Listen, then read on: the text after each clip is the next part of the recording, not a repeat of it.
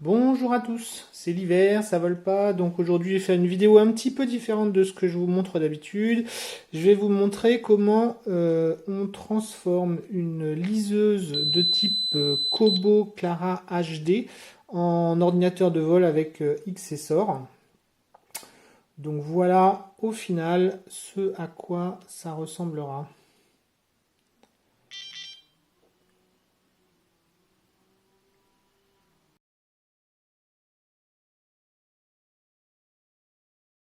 La première chose qu'il va nous falloir trouver, c'est une liseuse. En l'occurrence, c'est une Kobo Clara HD que j'ai trouvée sur eBay pour environ 50 euros. C'est celle qu'on trouvera le plus facilement, probablement parce qu'elle est encore en vente. On la trouve neuve pour environ 100 à 135 euros. Ce qui est un peu élevé pour faire ce qu'on veut en faire, sachant qu'on en trouve voilà, sur eBay, Le Bon Coin, je vous dis pour une cinquantaine d'euros si on est patient. Ça peut fonctionner avec d'autres modèles. Je l'ai fait avec d'autres modèles. Par exemple, là, j'ai sa petite sœur qui est une version un peu plus ancienne, qui est la Kobo Glow HD. Donc là, on a la Clara HD et là, la Glow HD, qui se ressemblent beaucoup. Elles ont toutes les deux la même résolution de 300 points par pouce. Celle-là a une autonomie légèrement supérieure avec une batterie un petit peu plus grande. Voilà, et puis elles ont le même format de 6 pouces. Celle-ci est plus en vente, donc on la trouve plus que d'occasion, et puis pour un petit peu moins cher. On peut faire des bonnes affaires souvent en achetant dès qu'ils sont en panne. Souvent c'est pas grand chose. C'est soit l'écran qui est fendu, et ça se répare. On trouve l'écran pour environ 25 euros. Et l'autre problème, c'est qu'il y a une SD card, on verra ça tout à l'heure, à l'intérieur, et il peut arriver que la SD card soit corrompue. Et auquel cas, il y a une manipulation qui dépend du modèle, il faut se référer au site du fabricant pour la réinitialiser. Et puis elle repart, et donc on peut faire de très bonnes affaires, des fois de 10-20 euros, on trouve une Kobo qui marche. Donc ça, c'est les deux modèles que je préconise, donc la Glow HD ou la Clara HD, parce qu'elles ont la meilleure résolution. Mais je l'ai déjà fait également avec des modèles plus anciens, donc là on a une Touch, qui a une résolution de seulement 170 pixels par pouce. Alors bon, sur la cartographie, les noms des lieux-dits, etc. sont pas toujours hyper clairs à lire, mais ça fonctionne aussi. Et celles-là, on les trouve pour vraiment pas cher, donc ça peut faire une alternative économique facile. Il faut se méfier, ça marche pas avec tous les modèles de Kobo. Alors ça marche déjà pas avec les autres modèles de liseuses, hein, ça marche que avec les Kobo, et ça marchera pas avec, notamment j'ai essayé avec une Aura HD ou une Aura H2O, ça fonctionne pas. J'ai vu sur d'autres sites que ça fonctionnait pas non plus avec la Aura ou la Aura One. En revanche, c'est censé fonctionner avec la Aura Edition 2, la Touch 2, la Mini, la Glow. Donc la Glow HD j'ai testé, la Glow j'ai pas testé. Mais toutes celles-là sont censées fonctionner. Donc je vous remettrai la liste. Voilà. Donc c'est le premier truc qu'il nous faut trouver, et c'est pas forcément le plus facile, en tout cas pas cher. La deuxième chose qu'il faudra trouver, ça va être beaucoup plus facile, c'est un module GPS. Donc parce que par défaut la Kobo est pas du tout dotée de GPS. On peut trouver soit des petits modules comme ça qu'on trouve chez Amazon par exemple pour pas grand chose, ou chez Alibaba ou n'importe. Ça vaut on va dire 10 euros, mais on peut en trouver en Chine si on est patient, parce que ça met un peu de temps à arriver, pour moins de 5 euros. Et ça fonctionne très bien. Simplement, c'est juste un capteur GPS. Donc on n'a pas, par exemple, de buzzer, on n'a pas de vario, on n'a pas de capteur de pression. Donc ça voilà. Ça plus une touch, ça peut faire un petit ordinateur de vol pour, on va dire, 10, 15, 20 euros facilement. En revanche, je préconise quand même d'utiliser plutôt un Bluefly Vario. Donc un Bluefly Vario, c'est ça. Ça arrive d'Australie. Le type qui fait ça, il vend ça pour 95 $ australiens. Donc il fait, on va dire, 55-60 euros au taux actuel. Donc dedans, on a un petit module électronique, voilà, une petite carte électronique qui ressemble à ça, qui a le même récepteur GPS qu'on a pu voir tout à l'heure, mais qui a également un capteur barométrique et un buzzer, donc pour faire du bruit, et aussi une petite intelligence, un microcontrôleur avec un programme qui fait variomètre. Donc non seulement on aura les fonctions XSOR d'ordinateur de vol, mais également un vario sonore et notamment un capteur barométrique, ce qui sera bien plus précis et puis nous permettra d'avoir les niveaux de vol barométriques, quoi. Il y a ça, et puis on verra en détail plus après. Le petit capteur barométrique, en fait, on le voit au milieu, là, c'est le truc brillant avec les deux petits trous. Il faut l'occulter avec... enfin, l'occulter. Tamponner, mettre un petit peu comme on met des fois une mousse sur un micro pour atténuer le bruit du vent. Là, il faut mettre une petite mousse de néoprène. Et c'est fourni. Donc, la gaine thermorétractable bleue, c'est pour fixer ça. Et puis, là, c'est du câble qui est fourni. Alors, moi, j'utilise pas celui-là parce qu'il est un petit peu gros. Mais sinon, il fournit à peu près tout. C'est sympa. Ça, c'est l'idéal. En plus, ça prend pas de place. Ce qui fait que sur la Kobo, si on le met... ici, moi j'aime bien le mettre là au milieu, on a largement la place. Alors que si on prend un module GPS qu'on trouve pour moins cher, en fait, il rentre pas, donc l'intégration est moins facile à faire. Pour commencer, il va falloir ouvrir la Kobo, donc là en l'occurrence la Clara HD. Pour ça, c'est assez facile. Moi je prends en général un bout de plastique, genre Mediator. Je prends pas un outil métallique parce que ça abîme le plastique, ça laisse des traces pas jolies du tout. Et au dos, on voit que le long du couvercle, là, il y a une petite rainure. Donc on glisse l'outil, enfin le Mediator, dans la rainure. C'est pas toujours facile. On peut commencer par le grand côté parce que souvent il est un petit peu plus lâche, quoi. Voilà.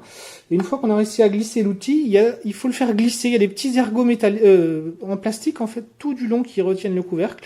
Donc il faut faire glisser le Mediator pour soulever tous ces petits ergots. Voilà.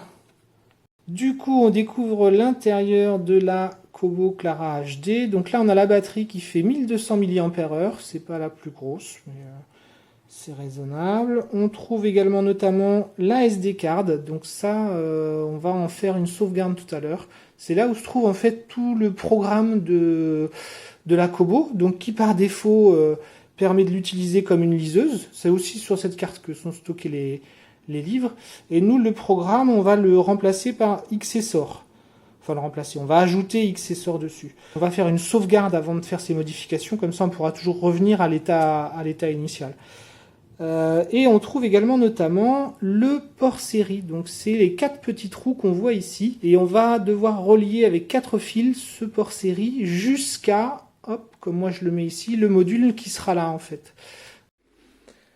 Donc pour la suite, on va devoir démonter la carte mère. La carte mère, c'est la carte électronique, là, verte, remplie de composants. Parce que notamment, je veux percer un trou dans la coque à ce niveau-là, pour faire passer les fils, et puis que à ce niveau-là, en face, il y a la carte mère, donc elle me gêne. Je vais donc devoir l'enlever. Il y a donc, pour la retirer, cette carte mère, 4 vis qu'on voit là. Et puis des connecteurs, donc il y a un connecteur ici, un pour la batterie là, un petit là et un ici. Donc on va commencer par les connecteurs. C'est des connecteurs assez fragiles, il y a un petit levier. Donc on voit ici le petit levier noir, il faut d'abord le soulever. Hop. Voilà. Et ensuite on peut retirer la nappe, elle vient toute seule.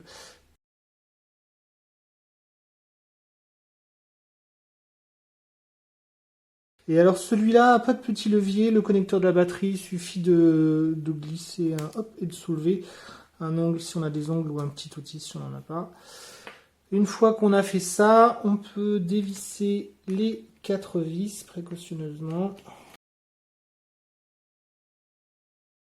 Une fois qu'on a retiré les 4 vis et tous les connecteurs, on peut soulever délicatement la carte mère. S'il y a un truc qui résiste, faut pas forcer. Normalement, elle doit venir, voilà. Voilà. Ok, donc la carte mère, on la met de côté. Ce que je vais faire, c'est je vais faire un marquage à l'endroit où va arriver le module Bluefly Vario. Donc le module Bluefly Vario, il fait 5 cm de long, c'est ça, il vient ici. Et là, ça fait 11, c'est ça. Donc, en fait, on va faire une marque à 3 cm de chaque côté. Et comme ça va me permettre de savoir où est-ce que je vais faire le trou pour passer les fils, en fait.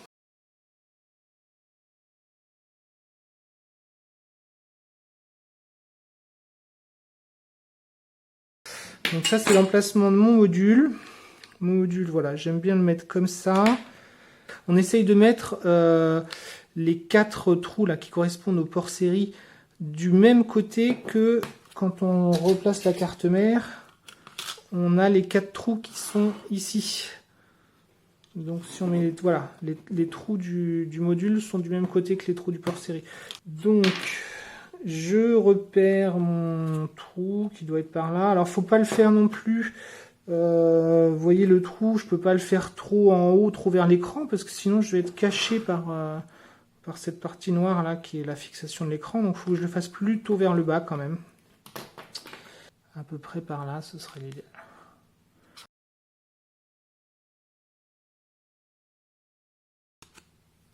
Voilà.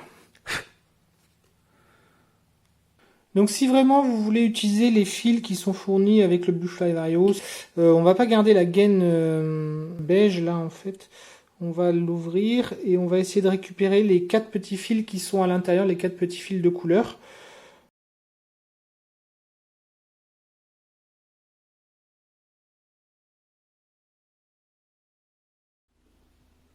Donc si on vient regarder le détail du port série qui se trouve sur la carte mère de la Kobo, on a un premier connecteur ici, là où il y a l'ombre de ma pince, qui est le plus, l'alimentation, donc qui va servir à alimenter le module du Kobo. Juste à côté, là, qui est noté TX, c'est le port série, c'est la partie émission du port série, donc c'est les données qui vont sortir de la Kobo pour aller vers le module Bluefly Vario. La RX, c'est la réception, et le dernier trou ici sur lequel il faudra venir connecter un fil, c'est la masse, c'est la référence du signal, et puis le moins de l'alimentation.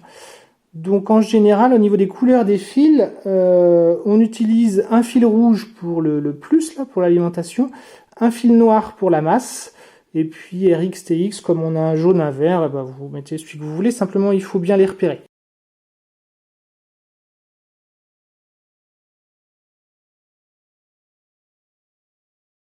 Donc voilà, j'ai soudé mes 4 fils, donc en haut le rouge, enfin sur l'écran à droite le rouge qui est l'alimentation, ensuite le vert, on était sur RX, j'ai mis le vert sur RX, le jaune c'était X et la masse sur le noir. Donc ce qu'on va faire maintenant, c'est qu'on va venir remettre la carte qui est dotée de toute sa petite filasse en position dans le boîtier. On va passer les fils d'abord dans le petit trou.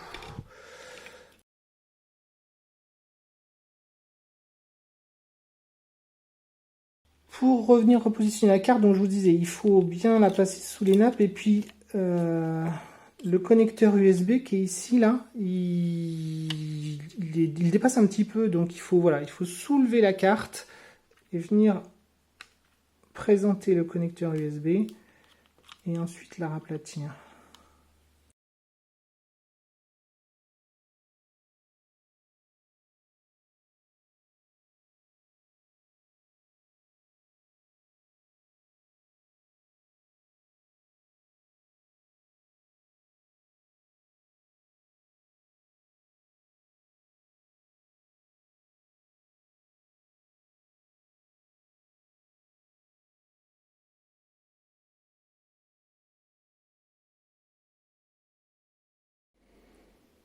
Voilà, donc du coup j'ai bien tendu tous mes fils, je les ai passés là le long entre la coque et la carte mère. Là il passe bien sous la carte mère, c'est un petit peu chaud. Les fils sont un peu épais, c'est pour ça que j'aime pas trop utiliser ceux-là. Mais... Et puis là j'ai utilisé un bout de scotch pour les maintenir en place. Normalement la clé devrait bien se refermer comme ça. Au niveau du Bluefly Vario maintenant, avant de le souder, on va avoir une petite préparation à faire. Alors c'est optionnel, c'est vous qui voyez. Le concepteur du module le déconseille d'ailleurs. en fait, ici, là, vous voyez, au niveau du SJ1, c'est un petit interrupteur qu'on peut activer, donc il faut souder ces deux petits plots là. Et si on fait ça, le Bluefly Vario il s'allumera en même temps que la Kobo. C'est-à-dire vous allumez la Kobo et ça alimente le Bluefly Vario. Si vous le laissez comme ça, c'est-à-dire dessoudé, il faut allumer les deux distinctement. C'est-à-dire que vous allumez d'abord la Kobo, vous attendez qu'elle démarre, et une fois qu'elle a démarré, vous appuyez sur ce bouton ici là pour démarrer le Bluefly Vario. Donc ça se fait en deux temps.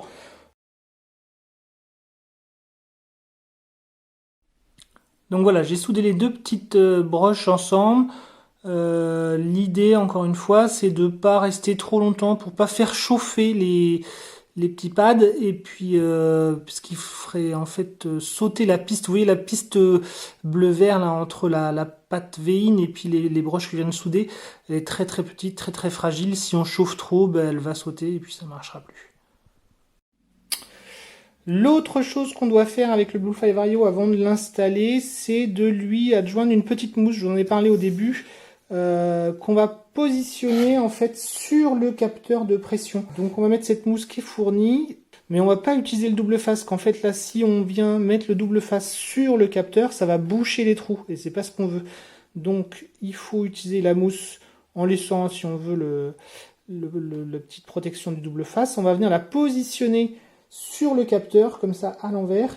Et on va venir mettre un morceau de gaine thermo-rétractable qui va venir emprisonner le tout et figer le tout.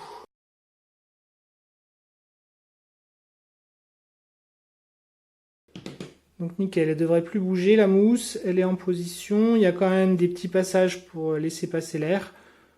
Donc on aura notre signal. Le bouton est libre et les petites LED qui sont à côté aussi. On a toujours accès à nos contacts qu'il va falloir qu'on soude. Donc là pour fixer le module Bluefly Vario sur la Kobo, je vais utiliser du scotch double face, donc du assez épais pour me laisser une petite marge pour mes soudures. C'est-à-dire qu'en fait je vais venir placer le scotch jusqu'au bord des trous là où on va venir souder les fils, mais sans les recouvrir. Et comme ça, ça me fera voilà, une petite marge de à peu près 1 mm pour laisser passer les soudures au dos.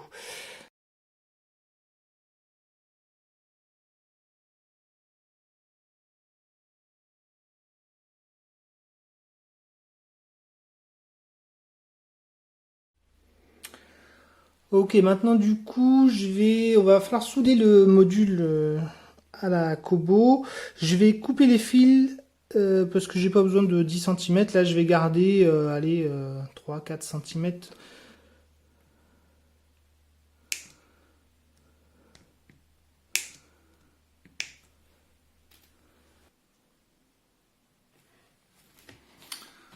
Ok, donc j'ai étamé les fils, maintenant il va falloir venir les souder. Donc il faut se souvenir où ils vont, parce que le problème c'est que on a collé la carte et qu'en fait les indications sur où est le plus, où est le moins, où est le RX LTX se trouvent au dos. Donc voilà, j'espère que vous avez bien noté où c'est.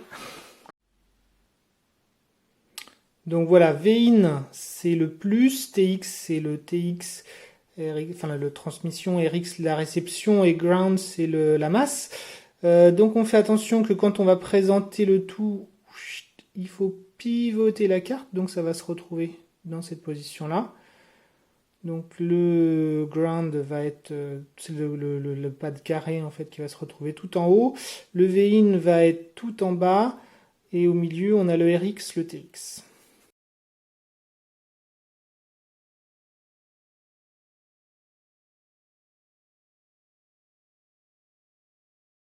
Voilà, donc là j'ai soudé le rouge, le fil rouge sur le Vein et puis le fil noir sur le ground, sur la masse. Il me reste le jaune et le vert, donc le RX et le TX, sachant qu'il faut les croiser, c'est-à-dire que le RX de la Kobo, si on se souvient bien, le RX de la Kobo c'était le jaune, donc il doit aller sur le TX du module.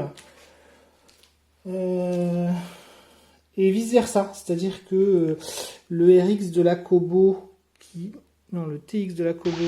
Le fil vert sur le bouton vert, le fil rouge sur le bouton. Voilà, donc au final, le module soudé, donc avec dans l'ordre, si vous avez respecté les mêmes couleurs que moi, d'un côté et de l'autre, ça fait rouge, jaune, vert, noir. Et oups, à l'intérieur, on a ici rouge, vert, jaune, noir. Voilà. Bon, si vous êtes arrivé jusque-là, bravo. On vient de finir la partie installation matérielle. On n'aura plus de collage, de soudure à faire. Tout ce qui nous restera à faire, on le verra dans une vidéo suivante que vous pouvez accéder en cliquant sur la vignette. C'est l'installation du logiciel Xessor lui-même, ainsi que des fichiers de cartographie dont il a besoin, donc les airspaces et puis la topographie pour savoir où on navigue. N'hésitez pas à cliquer.